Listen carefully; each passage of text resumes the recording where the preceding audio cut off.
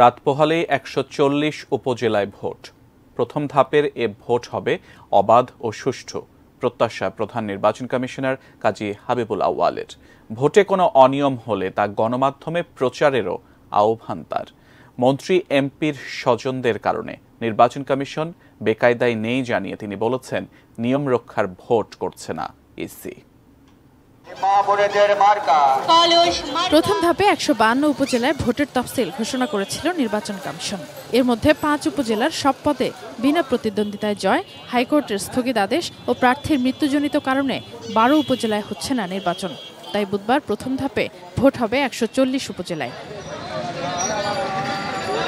মঙ্গলবার কেন্দ্রে কেন্দ্রে পৌঁছে গেছে সরঞ্জাম। আইনশৃঙ্খলা রক্ষায় মোতায়েন করা হয়েছে ৪১৮ প্লাটুন বিজিবি।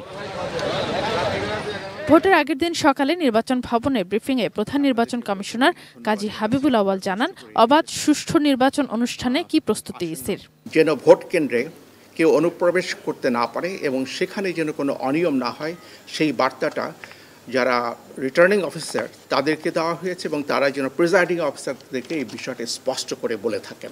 নির্বাচনে সব দলের অংশ না নেওয়া নিয়ে সাংবাদিকদের প্রশ্নে সিইসির সন্তুষ্টি প্রতিদ্বন্দ্বিতাপূর্ণ ভোট নিয়ে।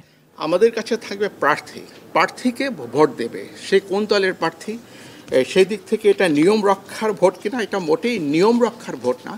নির্বাচন অনিবার্যভাবে প্রয়োজন এবং স্থানীয় সরকারগুলোকে যদি আমরা চালু রাখতে চাই, সেই নির্বাচনটা কারো পছন্দ হোক বা কেউ বর্জন করুক, কিন্তু একটা নির্বাচন হতে হবে।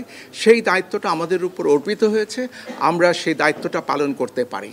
মন্ত্রী এমপির স্বজনদের প্রভাব নিয়ে সাংবাদিকদের প্রশ্নের জবাবও দেন সিইসি। বেকায়দায় থাকার তো প্রশ্নই আসে না, আমরা কোনো বেকায়দায় নেই। তারপর যদি বলে থাকেন কোনো মাননীয় সংসদ সদস্য বা মন্ত্রী প্রভাবিত করছেন কিনা, যদি করে থাকেন আমাদেরকে যদি সেই তথ্য স্থান থেকে যদি দেওয়া হয় বা গণমাধ্যমের মাধ্যমে যদি আমরা পেয়ে থাকি, আমরা কিন্তু তাৎক্ষণিক চেষ্টা করি তদন্ত করে ব্যবস্থা নেওয়ার জন্য। উত্তেজনার কারণে ভোটের সংঘাতের শঙ্কা থাকে বলে আইনশৃঙ্খলা বাহিনীর বেশি সংখ্যক সদস্য এবার মোতায়েন করা হয়েছে জানান সিইসি। আশা করি প্রভাব বিস্তার। Sadia Afroz, ATN news, Dhaka.